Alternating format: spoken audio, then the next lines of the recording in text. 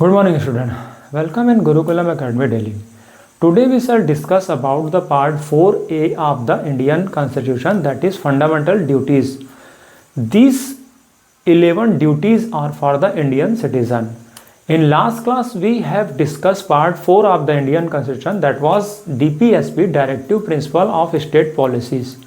Basically DPSP is for the government. Whenever any government makes any policy for the citizen, then it should remember this principle. But fundamental duties are for the Indian citizen. Indian citizen should try to follow this principle. Remember one thing, that the part 4A was not in the basic constitution. This was added in the 42nd amendment that took place in 1976.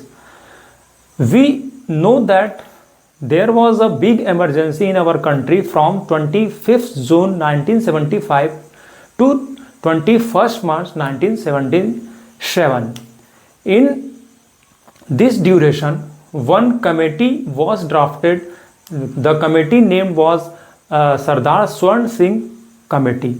This committee gave an idea that in our constitution there should be some fundamental duties for the Indian citizen to make Indian citizen very sincere. Then part 4A was added in the Indian constitution, and 11 fundamental duties was basically added in the 86th amendment that took place in 2002. तो आज हम बात करेंगे भारतीय संविधान के भाग 4 क के बारे में। हमने लास्ट क्लास में देखा था कि किस तरह से नीति निर्देशक सिद्धांत डीपीएसपी क्या होता है और कौन से पार्ट का वो हिस्सा है। आज हम देखेंगे मौलिक कर्तव्य, फंडामेंटल ड्यूटीज जिसको बोलते हैं। हम देखे थे कि किस तरह से पूरे देश में 1975 से 1977 के बीच में इमरजेंसी लगी हुई थी। उस समय सरकार को यह लगा कि किस तरह से हम अपने देश के जो सिटीजन्स है उसको अवेयर करें फॉर द देश, और पैट्रियोटिक जो उसमें नेशनलिज्म के जो फीलिंग है वो कैसे जगाएं। तो इसीलिए सरदार स्वर्ण सिंह कमेटी एक बनी थी। आपको हमने बताया है कि जब भी गवर्नमेंट को कोई ऐसा आइडिया लेना पड़ता है तो वो आईएएस जो होते हैं, जो जिस पेपर का आप तैयारी कर रहे हैं उसके जो हेड में, उसके नेतृत्व में एक कमेटी बनाई जाती है। वो गवर्नमेंट को आइडिया देती है और उसके बाद गवर्नमेंट यह फैसला करती है कि उसको हमको लागू करना है कि नहीं। तो ऐसी सरदार स्वर्ण सिंह कमेटी बनी थी, और उसके बाद जो भारतीय संविधान है उसमें भाग 4 का ऐड किया गया था। तो आज हम देखेंगे मौलिक कर्तव्य के बारे में। तो देखिए, आज हम देखेंगे पार्ट 4A। देखिए, ये जो है जो बेसिक कॉन्स्टिट्यूशन है उसमें ये नहीं था। 42nd अमेंडमेंट, 42nd अमेंडमेंट 1976 में ये ऐड किया गया है। और किसने आइडिया दिया था? सरदार स्वर्ण सिंह कमेटी। इनके रिकमेंडेशन पर ये जो है जो 11-10 इनके रिकमेंडेशन पर 10 जो फंडामेंटल ड्यूटीज है वो ऐड किए गए थे। और जो 11th है वो 86th अमेंडमेंट है ना। हम अमेंडमेंट जब पढ़ेंगे तो इसको डिटेल में पढ़ेंगे, अभी तो इतना याद रखिए। जो 2002 यानी समझ जाइए ये एजुकेशन वाला अमेंडमेंट था, ये याद रखिएगा, ये बार बार आएगा, ठीक है। इस समय जो है 11th है फंडामेंटल ड्यूटीज जो है ऐड किया गया था। और ये किसके लिए है? ये for the Indian citizen only, Indian citizens के लिए है, ठीक है। फंडामेंटल जो हमने राइट्स पढ़ा था उसमें देखेंगे कुछ इंडियन के लिए है एंड कुछ फॉरेनर्स के लिए भी है। लेकिन यहाँ पर आप देखिए जो फंडामेंटल ड्यूटीज़ है वो only for the Indian citizens के लिए है। तो आपने देखा कि ये बेसिक कॉन्स्टिट्यूशन में नहीं था, ये बाद में ऐड किया गया था। ठीक है, अब हम देखते हैं जो 11 फंडामेंटल ड्यूटीज़ है उसको थोड़ा डीप में कोशिश करते हैं, क्योंकि क्वेश्चंस जो आते हैं वो कहीं से भी आ सकते हैं कि ये जो काम है वो क्या फंडामेंटल राइट का हिस्सा है, डीपीएसपी का हिस्सा है, या फिर फंडामेंटल ड्यूटीज़ का हिस्सा है। तो आपको जब तीनों पार्ट को पढ़ेंगे, उसको रिवाइज करते जाएंगे, तब जब क्वेश्चंस पेपर में कहीं से भी क्वेश्चंस आ सकते हैं तो आप स्ट्राइक करके तुरंत ऑप्शन से बना सकते हैं। तो देखते हैं 11 फंडामेंटल ड्यूटीज इन ब्रीफ।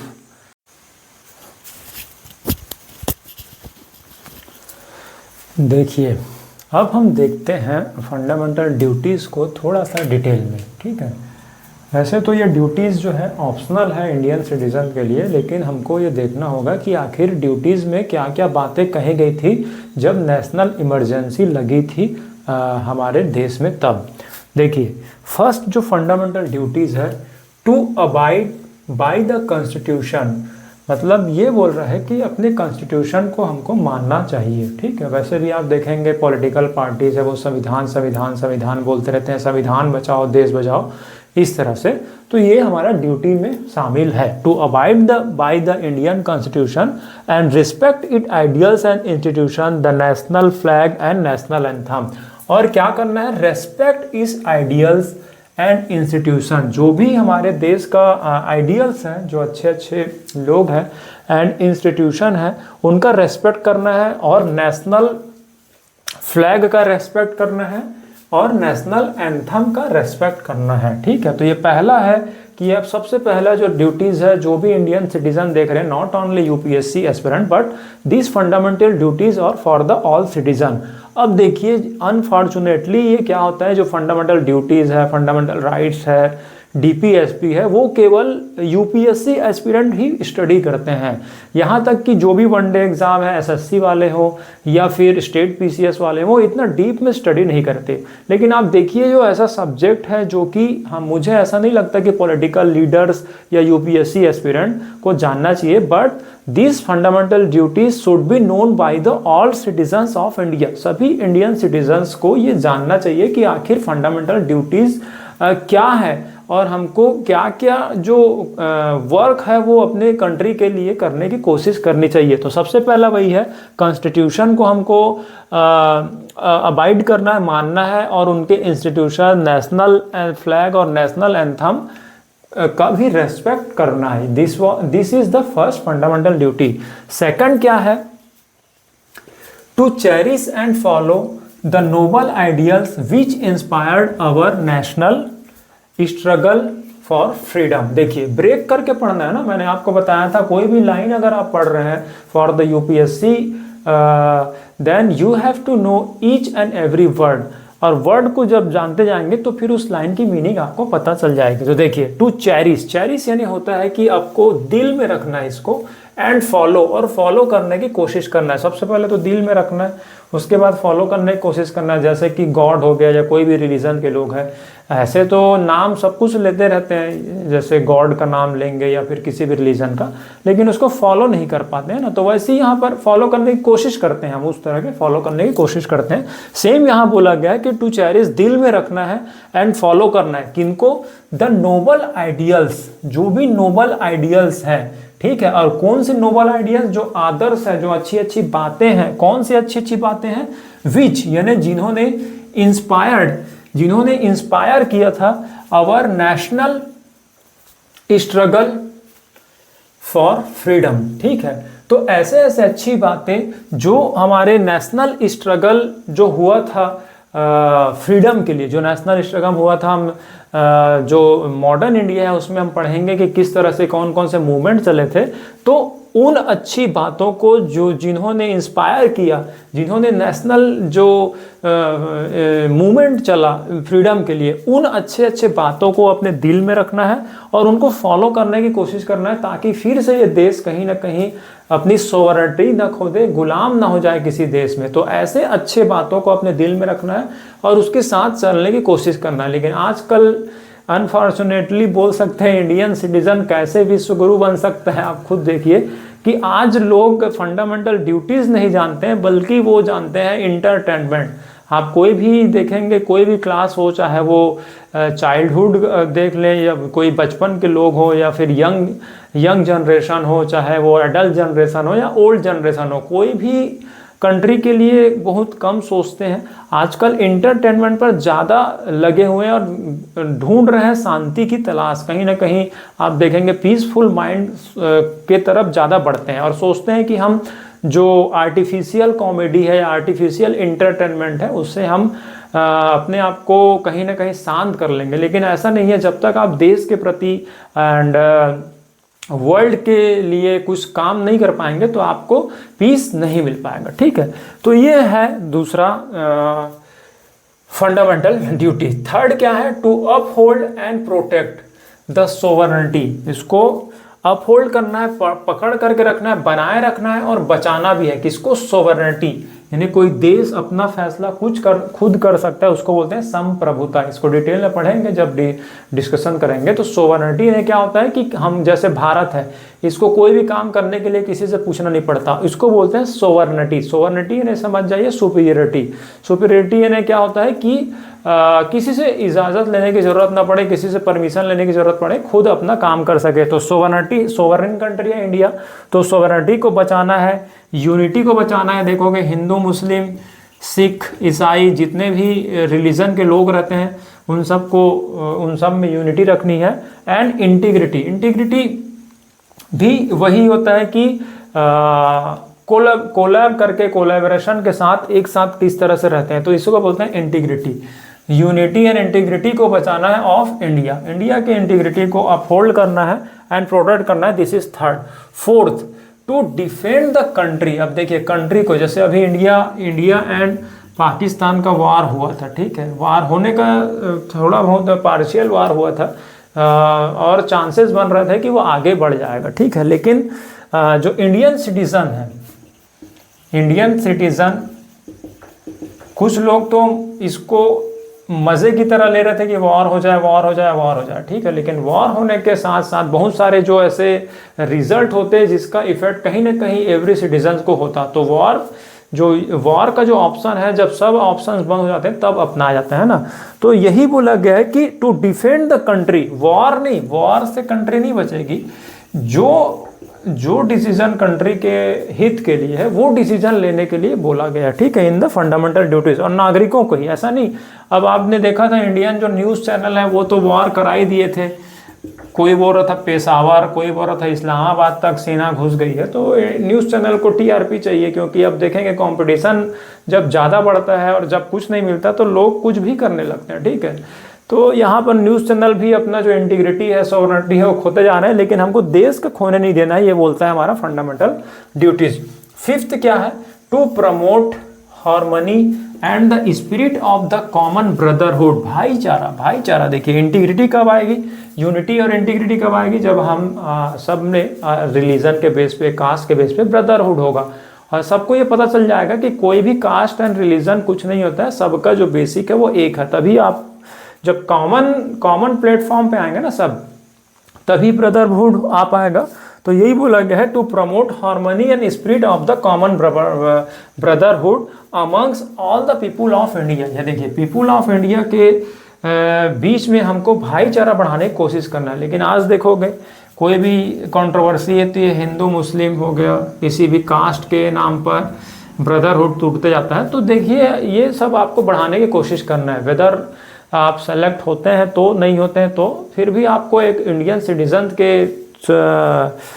के नाते आपको ये करना चाहिए कि कॉमन ब्रदरहुड करें। अब हम देखते हैं 6 जो फंडामेंटल ड्यूटी।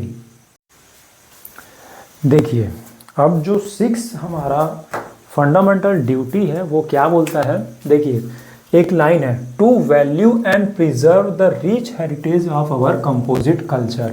अब मैंने आपको पहले ही बताया था कि जो यूपीएससी का लैंग्वेज है वो थोड़ा सा स्टैंडर्ड लैंग्वेज होता है, ठीक है। स्टैंडर्ड लैंग्वेज होता है, इस वजह से वो कॉमन जो लोग हैं वहाँ तक वो मैसेज है वो पहुँच नहीं पाता। अब इसी में देख लीजिए, हम फंडामेंटल ड्यूटीज़ में इतने सारे वर्डिंग्स है, इतने सारे फिलोसॉफिकल वर्ड है कि एक आम आदमी को समझ नहीं आ पाएगा, ठीक है। तो कहीं ना कहीं यही जो गैप बन गया है, एक जो है यूपीएससी एस्पिरेंट और पॉलिटिकल पार्टीज़, और एक हो गया हमारा सिटीजन्स, बीच में जो चैनल होना चाहिए कम्युनिकेशन का वो नहीं हो पा रहा है। इसीलिए आप देखेंगे कि जो हमारे जो गवर्नमेंट बनते हैं, जो पॉलिटिकल लीडर्स है, वो कोई भी आप देखेंगे बिना किसी ट्रायल के वो विक्ट्री पा लेते हैं, और आप देखेंगे कोई भी जो संसद है वहां तक पहुंच जाते हैं। देखेंगे कि कभी कभी तो किसी के पर कई केसेस भी चलते रहते हैं फिर भी पहुंच जाते हैं। The reason behind this situation is that there is a big communication gap between the higher authority and the Indian citizen. दोनों को पता नहीं है। अब इसी के बीच में आपको चैनल करना है। You will be channel between the government and the Indian citizen, और आपको इवेल्युएट करना है। केवल इंडियन एडमिनिस्ट्रेटिव सर्विस में ये नहीं करना है कि करना है आपको जनता को बताने की कोशिश करना है, सिटीजन को बताने की कोशिश करना है कि उनका राइट क्या है। ठीक है, तो राइट देखिए, ये जो कॉम्प्लिकेटेड लैंग्वेज है इसको आपको पढ़ना है और आपको उनको इजी लैंग्वेज में बताने की कोशिश करना है, तब जाकर के सच्ची डेमोक्रेसी आ पाएगी। ठीक है, तो देखिए 6 क्या है, 6 जो फंडामेंटल ड्यूटी है, टू वैल्यू। मैं बता रहा था कि इस लाइन को कैसे समझना है। ठीक है, तो देखिए इतनी लंबी चौड़ी लाइन है, और जब आप पढ़ने जाएंगे तो आप एट द एंड यही भूल जाएंगे कि हमारा काम क्या है। इसीलिए आपको शॉर्ट में, समरी में समझने की कोशिश करना है, और उसके लिए एक एक वर्ड को देखना है। तो वैल्यू, वैल्यू यानी क्या होता है, महत्व देना है, और प्रिजर्व, और उसको बचाना भी है। किसको, the rich heritage. Rich heritage यानी क्या होता है कि जो धरोहर, हेरिटेज यानी क्या होता है, धरोहर होता है। रिच यानी क्या हो गया कि बहुत बड़ा धरोहर, धनी धरोहर को बचाना है। किसका, ऑफ आवर कंपोजिट कल्चर, यानी जो हमारा कल्चर है उसके जो रिच हेरिटेज है उसको हमको वैल्यू करना है, उनको महत्व देना है, एंड उसको प्रिजर्व भी करना है। ये बोलता है 6 जो हमारा फंडामेंटल ड्यूटी है वो। अब देखिए 7th क्या बोलता है, टू प्रोटेक्ट, बचाना है, एंड इम्प्रूव, इम्प्रूव करना है द नेचुरल एनवायरनमेंट। अब देखिए एनवायरनमेंट का तो बात यहाँ पर डीपीएसपी में भी की गई है। किसके लिए है ये है हमारे गवर्नमेंट के लिए। ठीक है, ये गवर्नमेंट कोई भी पॉलिसी बनाएगी तो एनवायरनमेंट को ज़्यादा हैजार्ड नहीं पहुंचाएगी, नुकसान नहीं पहुंचाएगी, है ना। अब इसीलिए सस्टेनेबल डेवलपमेंट आया है। जो काम हमारे आसपास हो रहा है वही काम हमारे इंडिया में हो रहा है, वही काम हमारे वर्ल्ड में हो रहा है, लेकिन वो सब काम किस में हो रहा है, केवल ऑन पेपर, ग्राउंड में नहीं हो रहा है। तभी आप देखेंगे पॉल्यूशन पे पॉल्यूशन आते जा रहा है। ठीक है, तो जो नेचुरल एनवायरनमेंट है उसको हमको प्रोटेक्ट करना है और इम्प्रूव भी करना है। किसके लिए, सिटीजन के लिए भी है और गवर्नमेंट के लिए भी है, दोनों के लिए बोला गया कॉन्स्टिट्यूशन में, और ऑप्शनल रखा गया है। लेकिन यहाँ पर देखिए ये एनवायरनमेंट है, इसी से ही चाहे कोई भी रिलीजन हो, कोई भी कास्ट हो, उसको कहीं ना कहीं एनवायरनमेंट जो है इफेक्ट करेगा। हम उस पर नहीं जानते, जबकि हम मंदिर, मस्जिद, चर्च, गुरुद्वारा इन सब में उलझे रहते हैं। ठीक है, हालांकि ये अपने रेस्पेक्ट की बात हो सकती है, लेकिन इन सब के जो बैकबोन बोल सकते हैं एनवायरनमेंट, चाहे वो कोई भी रिलीजन हो, कोई भी कास्ट हो, सबके लिए एनवायरनमेंट एक ही है। तो हम एनवायरनमेंट के लिए कभी अवेयर नहीं है ना, हम केवल रिलीजियस मूवमेंट पे अवेयर हैं। तो आपको कहीं ना कहीं फंडामेंटल ड्यूटीज को जानना होगा और ये देखना होगा कि एनवायरनमेंट के लिए हम क्या कर सकते हैं ना, क्योंकि किसी भी रिलीजन के पीछे, किसी भी रिलीजन का आधार यही एनवायरनमेंट है। तो ये हमारे कॉन्स्टिट्यूशन ने ये हमको बोल कर रखा है। 8th क्या है, टू डेवलप। अब डेवलप करना है, क्या करना है, द साइंटिफिक टेम्पर। अब देखिए साइंटिफिक टेम्पर यानी क्या होता है, सोचने समझने की शक्ति। इंडियन सिटीजन में, किसी भी देश में, अभी देखिए विश्व गुरु की बात बोली जा रही है कि विश्व गुरु भारत को बनाएंगे। विश्व गुरु कैसे बना सकते हैं, विश्व गुरु तभी बनेगा जब आपके सिटीजन में ये एबिलिटी होगी कि वो सोचते समझते कैसे हैं। कोई भी देश विश्व गुरु या फिर डेवलप कब हो पाएगा, जब उनके सिटीजन डेवलप होते हैं। केवल 2-4 लोग नहीं, ये नहीं कि 20% के जो लोगों हैं उसके पास 80% पैसा हो गया और 80% जो सिटीजन है उसके पास 20% पैसा हो गया। इसको डेवलप्ड कंट्री नहीं बोलते हैं, इसको डेवलप कंट्री नहीं बोलेंगे, क्योंकि 20% के पास है। जब तक एवरेज स्टूडेंट के, एवरेज जो सिटीजन है उसके पास एक कॉमन लिमिट तक वेल्थ नहीं होगा, तब तक हम उसको डेवलप कंट्री नहीं बोल पाएंगे। ठीक है, वैसे ही अगर विश्व गुरु बनाना है तो देखिए पूरे इंडिया के जो सिटीजन्स हैं नॉर्मल, उनमें कहीं ना कहीं साइंटिफिक टेम्पर हमको डेवलप करना पड़ेगा, सोचने समझने की जो साइंटिफिक नजरिया है। अब यहाँ पर रिलीजन के नाम पे लोग साइंस को भूल जाते हैं ना, तो आपको बताना पड़ेगा नहीं, रिलीजन भी साइंस का एक कहीं ना कहीं पार्ट था, और जितने भी रिलीजियस मूवमेंट है या जितने भी रिलीजियस एक्टिविटी है कहीं ना कहीं साइंस को देख करके, एनवायरनमेंट को देख करके बनाए गए थे। उस गैप को दूर करना है। उसके बाद देखिए साइंटिफिक टेम्पर हमको डेवलप करना है, एंड स्पिरिट ऑफ इंक्वायरी, और जानने सोचने की, डिबेट करने की जो है एबिलिटी डेवलप करने की कोशिश करनी है सिटीजन में, अपने अपने अंदर। ठीक है, तो यहाँ पर आप देखेंगे कि हम तो लगे हुए इंटरटेनमेंट में, कभी क्रिकेट आ रहा है या कभी कोई आ रहा है इंटरटेनमेंट, कभी सॉन्ग सुनते हैं, कभी यहाँ जाते हैं, कभी वहाँ जाते हैं, लेकिन जो वास्तव में हमको बैठ करके आप कहीं भी है, कहीं जाने की जरूरत नहीं है, आप खुद सोचेंगे, अपना साथ खुद देंगे, तो कहीं ना कहीं आपको पीस मिलेगा, और वो मेडिटेशन वगैरह से हो सकता है। ठीक है, तो ये खुद बोल रहा है हमारा कॉन्स्टिट्यूशन कि साइंटिफिक टेम्पर डेवलप करना पड़ेगा। लेकिन आजकल के स्टूडेंट जो जनरेशन है उसमें तो साइंटिफिक टेम्पर बहुत खत्म होते जा रहा है। आप देखेंगे 30 सेकंड का रील्स है, वही बच्चे स्क्रॉल कर रहे हैं। तो एक मुझे लगता है फंडामेंटल ड्यूटीज में नई भी ऐड करनी पड़ेगी कि मोबाइल कैसे चलाएं, किस तरह से चलाएं। ठीक है, तो this was the 8th fundamental duties. 9th क्या है? To safeguard public properties. अब देखिए पब्लिक प्रॉपर्टी में क्या हो गया, जो लाइट्स लगी रहती हैं, स्ट्रीट लाइट्स हो गए, और आप देखेंगे कि फाउंटेन्स हो गया, कोई भी जो पब्लिक प्रॉपर्टी है उसको बचाने की बात बोला गया। अब कौन बचाएगा? हम ही बचाएंगे। अब जैसे घर का हम बचाते हैं, घर की साफ सफाई करते हैं, लेकिन हम बाहर जाते हैं, घर से बाहर निकलते हैं तो हम ये सोचते हैं कि इससे हमें क्या मतलब। ठीक है, जबकि उसी एनवायरनमेंट का हवा हमारे अंदर आएगा, उसी एनवायरनमेंट का पानी हमारे घर पर आ रहा है, तो कहीं ना कहीं आपको अपने दायरे को बढ़ाना होगा और जो पब्लिक प्रॉपर्टी उसको भी सेव करना होगा। 10th देखिए, to strive towards excellence in all spheres of individual and collective activity. देखिए इतना भारी भरकम लाइन बोल दिया, अब इसको कोई आम आदमी पढ़ने की कोशिश भी करेगा संविधान को तो कहाँ से समझ आएगा। तो संविधान की भाषा सिंपल होनी चाहिए। ठीक है, फिर भी हम कोशिश करते हैं। टू स्ट्राइव यानी क्या होता है, हमको बढ़ने की कोशिश करना है टुवर्ड्स एक्सीलेंस। एक्सीलेंस यानी क्या होता है कि उच्च काम यानी क्या हो जाएगा कि एक्सीलेंस यानी क्या होता है, सुपीरियर बनने की कोशिश करना है इन ऑल स्फीयर। स्फीयर यानी क्या होता है, सेक्टर यानी क्षेत्र। ठीक है, ऑफ इंडिविजुअल, चाहे वो अकेले हो, चाहे आप कलेक्टिव एक्टिविटी हो, जैसे आप सोलो सॉन्ग गाते हैं, अकेले गाते हैं, या फिर ग्रुप में गाते हैं। कोई भी एक्टिविटी अकेले की होती है, ग्रुप की होती है, वो भी कौन से, हर क्षेत्र में जो भी ऐसी एक्टिविटी होती है जिसमें अकेले भी हमको पार्टिसिपेट करना है और ग्रुप के साथ। ठीक है, उसमें हमको कोशिश करना है टुवर्ड्स एक्सीलेंस यानी उसमें अच्छाई, हमको टॉप आने की कोशिश करना है। ठीक है, टू स्ट्राइव, और इसमें क्या है, कोशिश करना है। अगर कोई भी हमारे कंट्री में इंडिविजुअल एक्टिविटी हो रही है या फिर ग्रुप एक्टिविटी हो रही है, उसमें हमको पार्टिसिपेट करना है और उसमें एक्सीलेंस परफॉर्मेंस देने की जो है, सर्वोच्च प्रदर्शन करने की कोशिश करना है। ठीक है, ये बोल रहा है 10वां। अब देखिए 11th जो है ये बाद में ऐड किया गया, 86th अमेंडमेंट हुआ था हमारा कॉन्स्टिट्यूशन का। उसमें क्या बोलता है ये, टू प्रोवाइड अपॉर्चुनिटीज, हमको प्रोवाइड करना है अवसर, अपॉर्चुनिटी देना है फॉर एजुकेशन के लिए, टू हिज चाइल्ड, अपने बच्चों के लिए, या वार्ड एज द केस, मतलब अगर आप या तो किसी को बच्चे को गोद लिए हैं या किसी वार्डन है या फिर आपके खुद के बच्चे हैं, उनके लिए अपॉर्चुनिटी प्रोवाइड करनी है।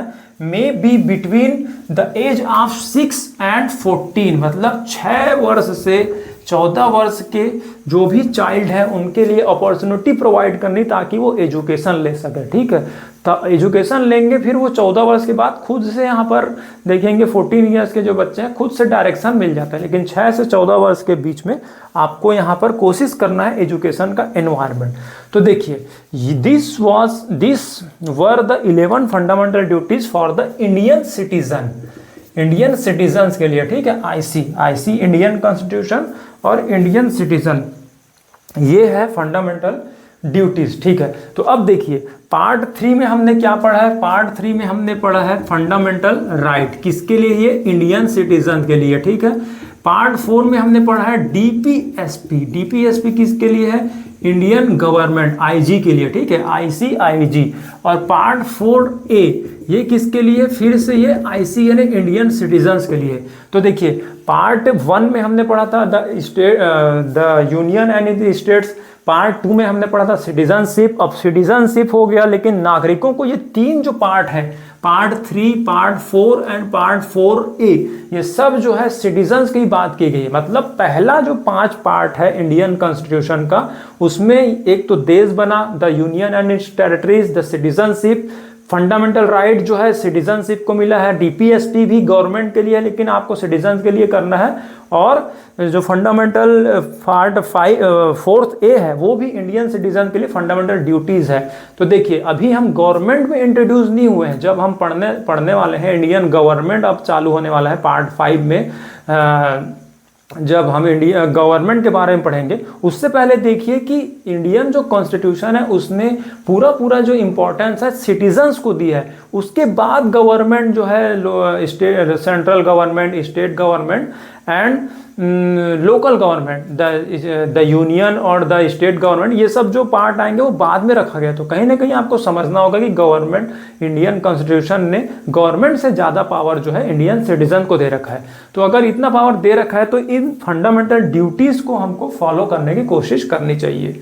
ठीक है, तो ये था 11 fundamental duties for the Indian citizen. In next class we shall read the 5th part of our Indian constitution. तब तक रिवाइज करते रहिए, और जो फंडामेंटल राइट्स हैं, डीपीएसपी है एंड फंडामेंटल ड्यूटीज़ है, इसमें कौन कौन से सब्जेक्ट हैं इसको बारीकी से देखते जाइए, क्योंकि क्वेश्चंस यहीं कहीं से बनते हैं, होते यहीं से हैं, बस हम उसमें स्टेबल नहीं हो पाते, हम आगे पढ़ते पढ़ते पीछे नहीं भूल पाते। तो आपको रिवीजन करना है, उसके क्वेश्चंस देखने यूपीएससी के कि प्री में, मेंस में, इंटरव्यू में किस तरह से आए थे, उसके बाद आप पार्ट जो 5 है उस पर आइएगा। तब तक पढ़ते रहिए और प्रिपेयर करते रहिए for the UPSC. Thank you.